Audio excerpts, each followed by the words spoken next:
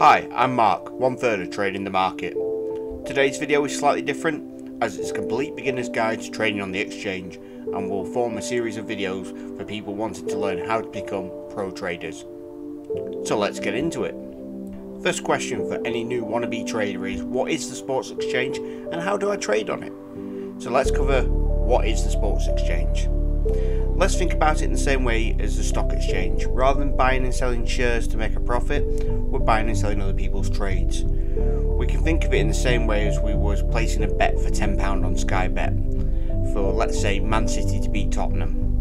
We get odds at 3.0 or 2 to 1. Man City go 1-0 up and we're offered a cash out of £15. Then they go up to 2-0 and your cash out moves to £18. So we decide to take it. Well, that's a diluted version of trading. The difference between doing this on Sky Bet and the exchange is that you're going up against a company like Sky Bet or Bet365. On the exchange, you're trading against real people. So if you place a £10 trade on the market for Man City to beat Tottenham at 2.0, in order for us to trade that position, we need someone to think that Man City are going to lose and want to place a £10 bet at 2.0 to match their trade. So the Sports Exchange is a marketplace where people can trade amounts of money on the belief that something will happen. We will cover more of what can happen later on in this video. Now let's look at trading. Talking from personal experience and from training many people on how to trade, the hardest thing for people to get their heads around to start with is the lay trade. Now when you're trading, you can back or lay the selected market. Again, look at it like buying or selling shares in a market. The back trade is buying the shares and the lay trade is selling them. So once you buy something, in order to sell it, you need to lay it. For example, we're looking at a horse on the next race. We believe the horse is overpriced and think it will go at a much smaller price. So we back the horse at decimal 10. So that's 10.0. As it gets closer to the off, the price of the horse drops to 5.0. We now lay the horse to remove all the money that we risked on the horse. This will result in having no risk of losing money in the market and leaving you a free bet on the horse. If the horse then goes on to win, happy days. If it doesn't, then no worries, as we've lost nothing. Now there is a third option, the trade out. This is where you trade your potential winnings across the rest of the outcomes in the market. This would mean that no matter which horse won, you would win something. It would be considerably less than if you left your money on the horse and it won, but then that's gambling and we're trading. Trading is technically gambling, and the trade out is a cash out, so you spread your profit across many different markets. So we've covered what is the Sports Exchange and what is trading, and now if it was just that simple, it gets more complex as we place multiple trades on the same market or where we lay before we back. Before we start with more complex scenarios, let's make sure we understand the odds. Like almost everyone else who started gambling before trading, I started using fractions for odds, and 4 to 1 made sense to me, and I thought that's just the way it was. As I got more involved into gambling and learning to trade, I discovered the decimal odds system. Since then, I've never looked back. So at 4 to 1, if I placed a bet at £10, I would get £40 back and then my £10 stake, so £50 in total. In decimals, the same price as 4 to 1 would be 5.0, which in short means that for every pound I put on, I get £5 back. So when you put £10 on, in the same case of 4 to 1, you will get £50 back. So 5.00 just means for my £10, I'm going to get £50 back. I know what you're thinking, I've always used fractions, why change now? Or if it's that simple, why switch? Because when you start getting into smaller price odds, then it's more complicated. So 4.5 would be 72. And also the exchanges tend to use decimal prices. Now we understand decimal odds, let's get back to some of the more complex trades. For example, let's say we laid a horse in a race.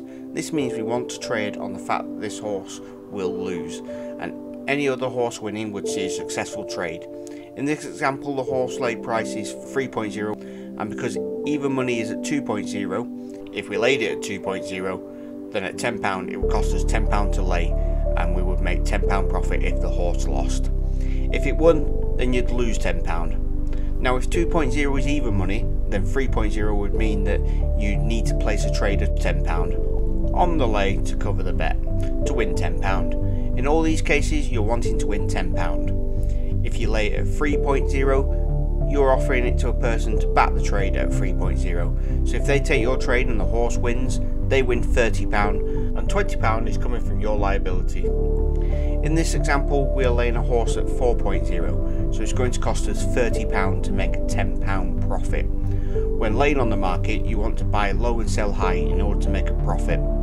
If the horse wins, we lose £30. If the horse loses, in all of the cases we make £10. If the horse was at 1.5 on the lay price, to make £10 it would be a risk of only £5, as it's half of even money point. It's important to know that prices never go below 1.01. Now that the money you're risking in this case is £30, is known as liability. This is what you are liable to pay if you are wrong.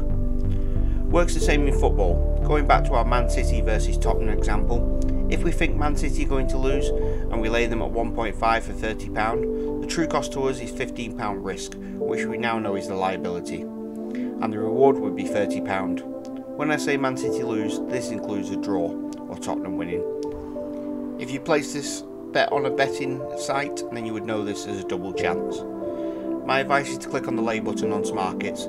This is the blue button, and enter in some amounts and change the price and odds. But don't place the trade.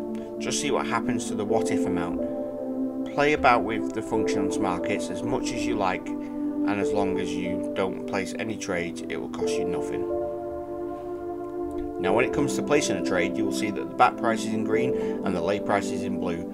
The eagle-eyed among you will have spotted that the amount of money under the boxes of that seems to mean nothing. Well, this is the amount of money that is available at that price. So if we see the prices at 4.0 and the money under it says £17, the most we can get at 4.0 is £17. So we'd only get a partial match of £17. And if you want to stake 30, then you would have to trade the £13 at a lower back price or a higher lay price. Now you'll see a lot of boxes to the left and right of that. That's for another video. It's a bit more complex when it comes to looking at money at either side of the price that you have. Remember, you can always trade out and take the profit or loss at a lower price if things are going your way, or if you're not sure that you want to stay in the market. I will show you how all this works, but the truth is this video would never end. Once you understand the concept of trading to this basic level, you'll need to pick an exchange. The most popular ones are Betfair, Smarkets, BETDAQ and Matchbook. I tend to use Smarkets and BETDAQ as it's just a preference for myself. All have their advantages and disadvantages. If you're unsure which to pick, then why not watch James's videos on Smarkets Quick Start Guide and the BETDAQ Quick Start Guide. Links are in the description and at the end of this video. This is helpful as James talks you over how each work and where the different settings can be found amongst pros and cons, where this series will be explaining trading. Now if you have any questions or want me to explain anything in trading you don't understand, then feel free to drop them in the comments. We act upon your feedback, and the only stupid questions are the ones you didn't ask. At the time of this video being published, we are currently looking for someone who has never traded or has very little knowledge of trading to join in on our YouTube series, where we will give you free on-one coaching on everything from match betting to reading the markets. The aim is to work with one person and document the journey from novice to pro trader. It's open to anyone to apply, and you do not need to risk hundreds to be a part of it. Training and support will be free from start to finish, with all of us at Trading the Market available to you for full contact support. The aim is to show and help others complete the same journey without paying for expensive courses and trading schools. Interested? Then drop us a comment and we'll be in touch. Now all that's left for me to say is thank you for watching, and I hope you enjoyed the video.